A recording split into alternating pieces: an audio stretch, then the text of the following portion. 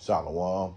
First and foremost, above all things, I want to give all praises and honor and glory that's definitely due to YAHAWAH, BAHASHAM, YAHAWASHI, BAHASHAM, Rakak, Radash. I'd like to give a special double honors to our elders and apostles on down at Great Millstone. Peace and salutations to the elect. May the blessing of election be upon your household, on you sincere brothers and you few sisters out there that listen and take heed to the message. And lesson for today, patiently waiting on Yahawah Bashem Yahushai. And Lord willing, I hope and pray that this will be edifying. So, yes, we are patiently waiting on Yahawah Bashem Yahushai, man. You know, sometimes we, in the life that the Lord has chose us to be in, our lots, it can be very difficult. But knowing that, as they say in the world, the best is yet to come. And we know the best is yet to come for the Israelites, you know, being in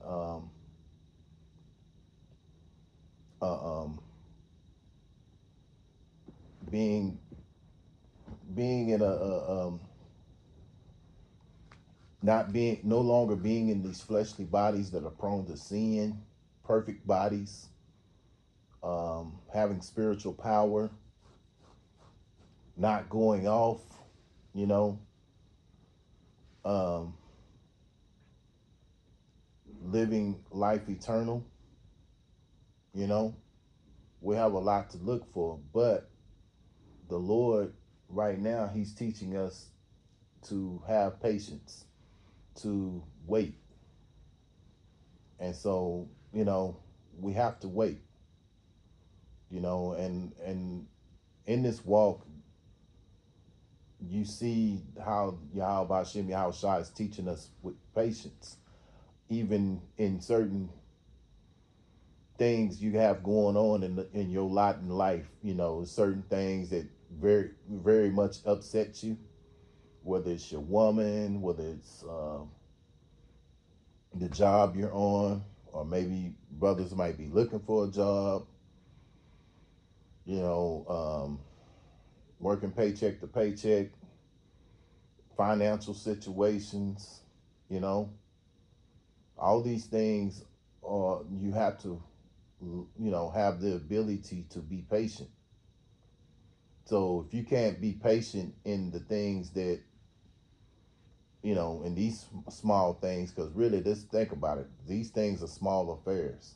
If we have no patience for small affairs, how can we be patient for Yahweh Hashem Yahweh? So one thing about this walk, the Lord is teaching us patience. So it's an ongoing thing, you know, because this place is so wicked, man. But,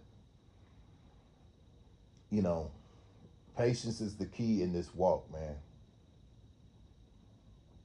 And when it happens, it's gonna happen. And like I say, you know, we're hoping and praying that we're of the elect, so we can get out of this place, man. You know, the rest of the 2/3 of Israel, they love this place. You know, they love being here. They love being in captivity. They're in that spirit of Stockholm syndrome. You know, they love their their adversary. You know, they rely on their adversary to get them through whatever they're going through. They don't rely on Yahweh Hashem Yahushua.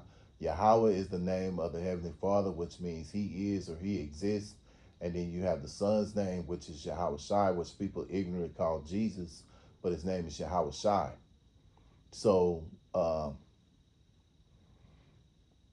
you know, you who are so-called Negroes, you so-called Latinos, you so-called Native American Indians, you're all the children of Yahweh Hashem Yahushai, man.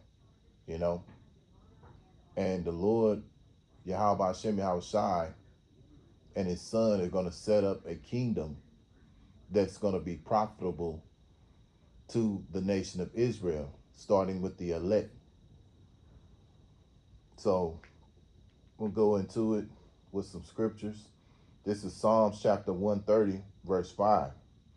I wait for the Lord, YAHAWASHI, YAHAWASHI. My soul doeth wait, and in his word do I hope. Yeah, so we're in the hope business, man. We're in the business of hoping. Hoping that we're of the elect, hoping that soon that YAHAWASHI, YAHAWASHI will bring an end to this wicked system, this wicked rulership that's all over the earth. And we live in a righteous kingdom that benefits our people, you know, and everything set back in order where men are the prize, where the women are back in their mindset. They're in their right mind, because right now our women are not in their right minds, man, you know. So we have to wait patiently on YAHAWASHI, YAHAWASHI. There's another saying that goes, good things come to those who wait. So something to keep in mind, man. We're waiting, and we have to have, with that waiting, we have to have patience, and we have to have hope, man. So I'm gonna go into another scriptures in Zephaniah chapter 3.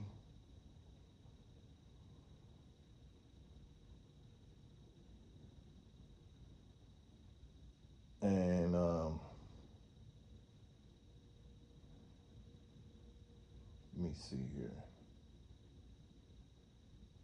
Oh, okay. Zephaniah 3 and verse 8. Therefore wait ye upon me, saith the Lord, YAHAWASHI, YAHAWASHI, until the day that I rise up to the prey. For my determination is to gather the nations, that I may assemble the kingdoms, and to pour upon them my indignation, even all my fierce anger, for all the earth shall be devoured with the fire of my jealousy. Yeah, so, you know, it's all about waiting on YAHAWASHI, YAHAWASHI until he rises up to the prey. Till he says, hey, enough is enough. But he has a set time and a day that he's going to do that. In the meantime, we have to wait. And who are we to, you know, uh, not be patient? You know, there's all kind of different ways, even though we're suffering in the flesh, going through what we're going through, where those who serve YAHAWASHI, YAHAWASHI, the Lord,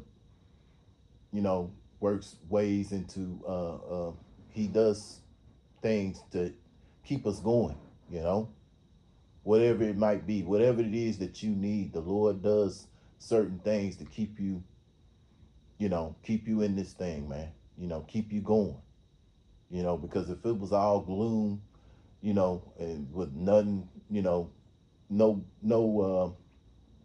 it was all negative. That's why YAHAWASHI, YAHAWASHI is all about balance, because he balances out the scales. He likes a just balance. You're not suffering too much. You're suffering, but you're not suffering too much. But the Lord, he looks out for his men. Because if you was just always catching hell the whole time, none of us would be in the truth. But being that the Lord, YAHAWASHI, YAHAWASHI, is merciful, he shows mercy. When we need mercy, the Lord gives us mercy, man. Don't have to understand that. But in the meantime, we have to wait upon YAHAWASHI, YAHAWASHI until he rises up to the prey. And he created us. So who are we to, be in a haughty mindset about the Lord, doing what he do, He has a set time. So the best thing for us to do is just be patient and wait on YAHAWASHI, YAHAWASHI, you know. Um, and the Lord's going to assemble these kingdoms, beginning with Esau, Edom, and these other nations, because they have been complicit with our downfall as well. Now, Esau is the top dog in doing that, bringing our people down. But these other nations, they have been complicit too, because they went along with it. So the Lord's going to take care of them too as well. Judgment comes for them too, you know. because they're going to be slaves along with Esau. Esau going to be the main slave, in our kingdom. So, because the Lord is jealous over his people who are the Israelites.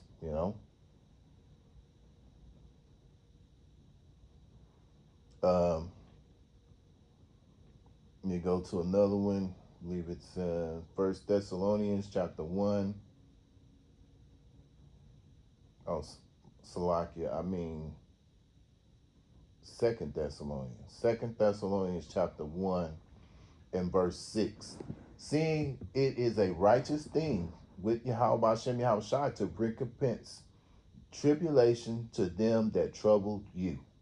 Yeah, so um, Esau Edom, beginning with the wicked elite of Esau Edom, have been, giving us tribulation for a long time, man.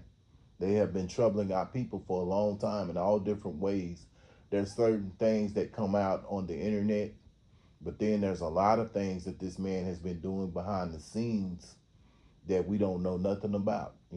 This recently, there's been talk that Esau is putting human remains in the food. So, and it's not surprising because the scriptures do say that we would be eating the foul food amongst the heathen, roughly paraphrasing. So, you know, this food is defiled, man. No matter how, healthy you try to eat, where you go, whatever, all this food is defiled. That's why we have to pray over our food. And so, at the end of the day, it's Yahawah BAHASHAM YAHAWASHI that keeps us alive, that keeps us going, man. Because if, we'd have been sick and went off to the spirit world a long time ago if it hadn't been for Yahawah BAHASHAM YAHAWASHI, the way this man has poisoned the skies, the food, the water, everything, the clothing, the cars, the vehicles that we're in to get to and fro to where we're going. All these things have been used as a weapon, man. So this man has brought great trouble to our people, and so now the Lord is going to recompense and bring judgment upon him to where he's going to be made a slave in our kingdom, along with the rest of the other nations, because they were also complicit in our downfall.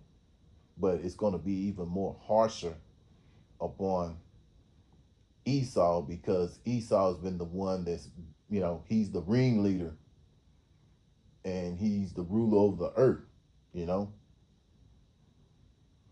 as it said in Job chapter 9 and verse 24. So I'm going to close out here with Revelations chapter 13 and verse 10. He that leadeth into captivity shall go into captivity. He that killeth with the sword must be killed with the sword. Here is the patience and the faith of the saints. Yeah, so Esau, Edom, led us into captivity, and all this trouble started way back when Christopher Cologne came over here in 1492. The things he did to the Northern Kingdom. Then turn around, you got 1619 when they started up the first transatlantic slave trade, and put the Southern Kingdom into captivity, and he was given the gift of the sword. By thy sword ye shall live. So now that same sword that he's using to rule over the world, is going to be used against him, and him leading our people, the Israelites, into captivity, talking about the Southern Kingdom. And even now, because you think about it, we're in captivity now. We're debt slaves, all of us, whether it's of the northern tribe or the southern tribe, we're all debt slaves to this devil, So, you know, here lies the patience of the saints, and, you know, the saints are the Israelites, in particular, the elect of Israel, because we're patiently waiting on a new, that new kingdom of YAHAWASHI, that's going to be ruled over by our King YAHAWASHI, man. So, Lord willing, I hope and pray that this was a edifying lesson. Once again, I want to give all praises and honor and glory that's definitely due to Yahweh, BAHASHAM, YAHAWASHI, BAHASHAM, Rakakradash. Until the next time, Lord willing, I'll say Shalom.